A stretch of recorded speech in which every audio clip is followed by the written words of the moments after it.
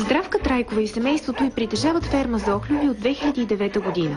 Едва тази година за първи път те ще имат готов продукт за износ в Италия. Здравка казва, че бизнесът с охлюви изисква време, но в крайна сметка се оказва доходоносен. Инвестицията е около 10 000 на декар. Фермата е от площ 6 декара. За изграждането на такава ферма са необходими около 50-60 хиляди лева първоначална инвестиция. След третата година започват да се възвръщат, защото самия продукт е доста изгоден. В момента на италианските борси този охлюв 1 килограм струва около 4 евро. Като се спомене охлюв, веднага си представят хората животинките, които ни ядат марулите в градините. Често ги изхвърлят, дори някои ги убиват, но това е едно малко чудо на природата. Една природна аптека, бих казала. Ето тук може да покажем всъщност едно от качествата на охлюва. Този охлюв е видимо, черупката е била счупена и сам се регенерира. Значи всъщност това ето, например, един здрав охлюв. Да. А ето тук е един, който е нарушена черупката и се е възстановила изцяло на 100%. Месото на охлюва не е тлъсто, съдържа много протеин и съвсем малко холестерол, допълва Здравка. А невероятната му способност да се регенерира се дължи на специфичната охлювена слуз. Ето я, тази полезна слуз. Самия секрет служи за предвижване на охлювите в природата. Те, движейки се, по принцип се движат по много остри камъни, по стъкла, по други, по трънчета. Но всъщност, когато се наранят много бързо, тяхната кожа заздравява и те нямат белези, нямат рани. Най-често охлювът се изкупува като кулинарен деликатес. Малко известно е обаче, че той намира приложение и във фармацията и козметиката. Като продукт се използва и за храна, използва се и за лечение на болести в стомашно-чревния тракт и в козметика. Натуралната слуз, тя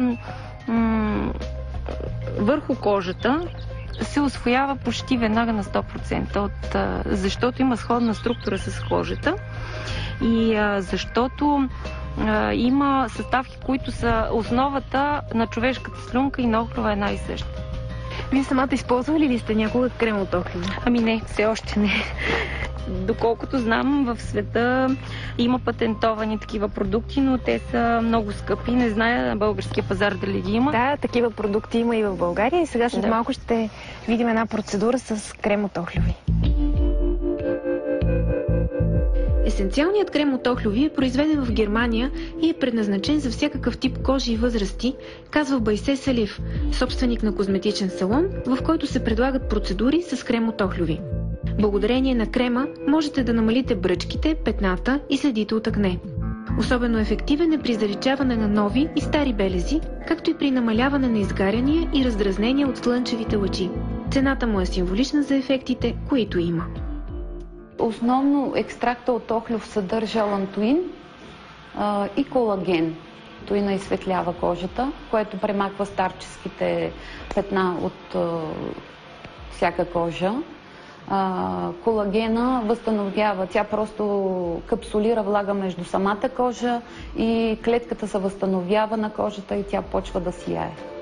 Следва така наречената обедна бърза ревитализираща процедура, която Байсе ми прави. Сега свалям хубаво грима, за да може кожата да е готова да попие каквото й е нужно. Кожата е готова, за да изложим маска и т.е. с екстракт от охлюви и хума. Достатъчно е да престои върху лицето 7-8 минути. Каква е целта на тази маска? Да стегне кожата, да я хидратира в дълбочина. Тя сега изсъхвайки, попива кожата, много бързо попива каквото й е нужно. Усещам, че силно стягане около очите и на челото. Да, защото там попи по-бързо. Ние по принцип сме склонни първо тук да ни почнат бръчките и тя веднага капсулира влагата, самата кожа си попива каквото й е нужно. Сега завършващия крем, който всеки може да си го ползва и в домашни условия. съдържа в себе си UV филтър, защитава от външни фактори и влияния. Ето, тя сега е направо като матирана, макар че няма фондитен, няма нищо, което да и... Ти как я чувстваш? Чувствам я много добре, много бързо попи, наистина. Свежичка? Свежичка и като че ли ми се опъна кожата.